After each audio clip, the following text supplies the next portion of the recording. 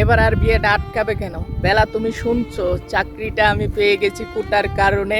আমার নানার কোটা আছে, আমার তো মনে নাই, আমি নাতি হিসাবে তো কোটার সেই উপভোগটা করতেই পারি।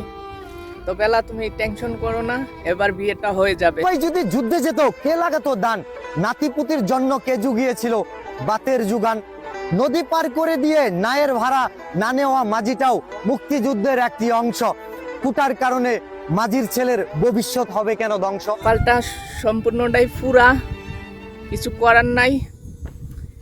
এটা কি +8880 বাংলাদেশ? বেলা, তুমি শুনছো, চাকরিটা এবার পেয়ে গেছি আমি। তুমি নিশ্চিন্তে থাকো বেলা, তোমার সাথেই হচ্ছে। তোমার বাবা তো বলতো চাকরি লাগবে চাকরি লাগবে, তো আমার নানার যে কোটা আছে সেটা তো আমার জানা ছিল না। এখন তো গিয়া দিয়ে নানার কোটা আছে, তো নানার কোটায় আমি চাকরি পেয়ে গেছি বেলা, তোমাকেই বিয়ে করছি। শুনছো, সেদিন কৃষকের যদি ফসল না ফলাতো তাহলে কি খেয়ে যুদ্ধ করত?